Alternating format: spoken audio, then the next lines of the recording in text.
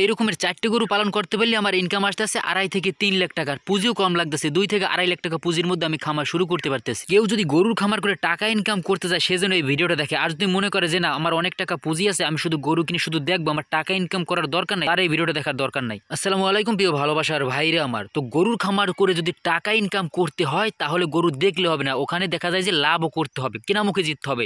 সোজা কথা, কেনামুখে জিততে হবে। এখন কেনামুখে কিভাবে জিতবেন?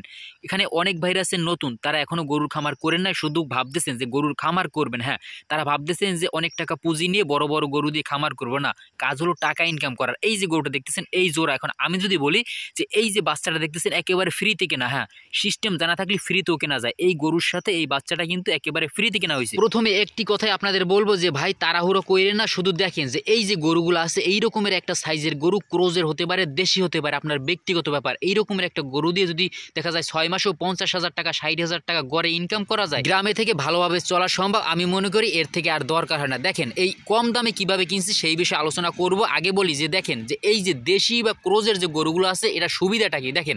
এই গরুগুলো পালন করার জন্য আহামরি প্রথমে ঘাস লাগানো লাগে না। হ্যাঁ, খামারের শুরুতে আমরা চিন্তা করি যে আমাদের ঘাস লাগাতে হবে, ভালো করে শেড উঠাতে হবে। এই দেশি বা ক্রোজের গরুগুলো পালন করতে ভালো শেড লাগে না, ঘাস লাগে না, এবং ট্রিটমেন্ট খরচাও কম। হ্যাঁ দেখেন, এই গরুটা যদি বড় সাইজের হতো, সাপোজ ফ্রিজিয়ান বা অস্ট্রেলিয়ান বা অন্য কোনো জাতের হতো, একটু রিক্স, এটা রিক্স থাকে। দেখা যায় অসুস্থ হলে ডাক্তার ডাকতে হয়, তারপরে ভালো খাবার দিতে হয়, না হলে শুকিয়ে যায়, তারপরে ভালো রাখার জন্য জায়গা লাগে। কিন্তু এই ক্রোজের বা দেশি যে গরুগুলো আছে এগুলো কিন্তু অ্যাভেলেবেল যেই কোনো জায়গায় যেই কোনো পরিবেশেই রাখা যায়। তো আপনারা একটা জিনিস বুঝেন যে ওদিকে আপনারা দুধের চিন্তা করেন যে বড় সাইজের যে গরুগুলো আছে ওখানে যদি দুধ হয় এই গরুটার কিন্তু খাবার খরচা ওটা দিয়ে হয়ে যাবে। এই দিকে আপনার দুধ যদি নাও হয় এখানে কিন্তু খাবার খরচা একেবারেই কম, কিন্তু তুলনামূলকভাবে ইনকামটা বেশি, কারণ এখানে আমার ইনভেস্ট লাগতেছে কম। 2 থেকে 2.5 লাখ টাকা, 3 লাখ টাকা, 4 লাখ টাকার মধ্যে কিন্তু আমি খামার করতে পারতেছি, এবং দেখা যায় যে এখানে আমার খরচাও কম, রিস্ক কম থাকে। হ্যাঁ, বড় গরু দিয়ে খামার করলাম, ওখান থেকে একটা গরু যদি মারা যায় তাহলে কিন্তু আমার খামার করার স্বপ্ন শেষ, আর ঘুরে দাঁড়ানো সম্ভব না। এই দিকে আমি 1 লাখ টাকায় গরু কিনতেছি 2টা 3টা, ওখান থেকে একটা যদি কোনো সমস্যা হয় আমি কিন্তু আবার ঘুরে দাঁড়াতে পারবো, এমন না যে একেবারে শেষ হয়ে যাব।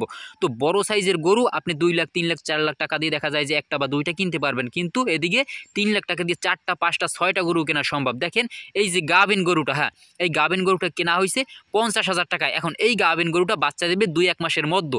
বাচ্চা দেওয়ার সাথে সাথে একেবারে আনুমানিক যাদের ধারণা আছে গরু সম্বন্ধে এবং খামার সম্বন্ধে টুকটাক ধারণা আছে তারা বুঝতে পারবেন যে বাচ্চা দেওয়ার সাথে সাথে এই গরুটার দাম হয়ে যাবে 80 থেকে 90,000 টাকা। সাপোজ যদি ষাঁড় বাচ্চা হয় তাহলে কিন্তু দাম আরও বেশি। হ্যাঁ, যদি বকনা বাচ্চা হয় তাও দেখা যায় যে গড়ে 80 থেকে 90,000 টাকা সামথিং কিন্তু দাম হয়ে যাবে এই রকমের একটা গরুর। এখন এই রকমের যদি 4টা 5টা গরু পালন করা যায়, দেখা যায় যে বাচ্চা দেবে 2 মাস 1 মাসের মধ্যে, এমন দেখে বুঝে ভালোভাবে কেনা যায় তাহলে কিন্তু এনাফ। অন্যদিকে ওই যে বাচ্চাটা এবং যে বড়টা ফ্রিতে বাচ্চাটা কেনা হয়েছে কিভাবে দেখেন, ওই জোড়াটা কেনা হয়েছে 75,000 টাকায়, ওই যে কালো যে ষাঁড় বাচ্চাটা এবং কালো বড় গরুটা। এখন আপনারা একটা জিনিস দেখেন যে কালো যে বড় গরুটা আছে ওটা ফ্রেমটা কিন্তু বেশ বড়। এখন ওটা যদি মোটা তাজা করা যায় 2.5 মাস 3 মাসের মধ্যে, হ্যাঁ দেখা যায় 6-7 হাজার টাকা খরচা করে ওটা যদি মোটা তাজা করা যায় এবং ওটা যদি মাংসের হিসাবে বিক্রি করা যায়, আনুমানিক ওটার দাম হয়ে যাবে দেখা যায় যে 70 থেকে 75,000 টাকা।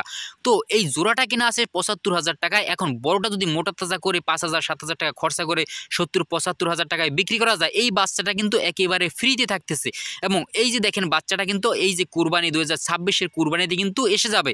কুরবানিতে যদি ওই বাচ্চাটা আনুমানিক 60,000 টাকায় বিক্রি করা যায় তাও দেখা যায় যে খাবার খরচা সম্পূর্ণ বাদ দেওয়ার পরেও এখানে দেখা যায় 40,000-45,000 টাকা সামথিং বা 50,000 টাকা থাকতেছে। তো আমি যে বললাম আপনারা যে এই রকমের গরুই কিনবেন বিষয়টা এমন না, অনেকে ভালো কোয়ালিটির বাচ্চা দেখে ক্রয় করার চেষ্টা করবেন, কারণ বাচ্চাটা যত ভালো হবে এবং গরুর ফ্রেমটা যত বড় হবে, গঠনটা যত সুন্দর হবে, তত এখান থেকে ইনকামটাও কিন্তু বেশি। কারণ গঠনের উপরে এবং দেখা যায় যে কালারের উপরে, তারপর দেখা যায় যে বাচ্চার গ্রোথের উপরে কিন্তু সম্পূর্ণটা নির্ভর করে।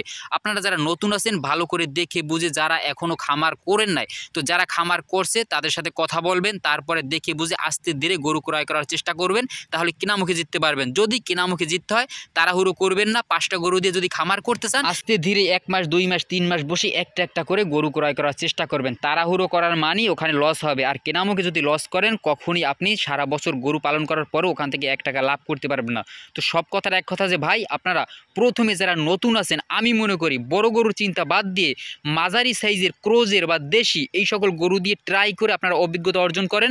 তারপরে আমি প্রতিটা ভিডিওতে বলি যে তারপর আপনারা যখন নিজেরা বুঝে যাবেন গরুর ট্রিটমেন্ট, খাবার খরচা, এভরিথিং সকল কিছু বোঝার পরে আপনারা বড় সাইজের গরু দিয়ে খামার শুরু করেন, কোনো সমস্যা নাই। কিন্তু প্রথমে আমি মনে করি এই যে বাছুর সহ, হ্যাঁ, গাবি বাছুর এটা দিয়ে খামার করে এবং দেখা যায় যে গাভিন 2-3 মাসের মতো বাচ্চা দেবে এমন গরু দিয়ে খামার করলে সব থেকে এখানে ভালো লাভবান হওয়া যায়। তো যাই হোক, এই যে কথাগুলো বললাম যদি আপনাদের মনে হয় যে না কথাগুলো আসলে ঠিক আছে অবশ্যই কমেন্টে জানিয়ে যাবেন এবং চ্যানেলটি সাবস্ক্রাইব করে সাথে থাকবেন, একটি লাইক করে দিবেন। যাই হোক, সবাই ভালো থাকবেন, সুস্থ থাকবেন, ধন্যবাদ।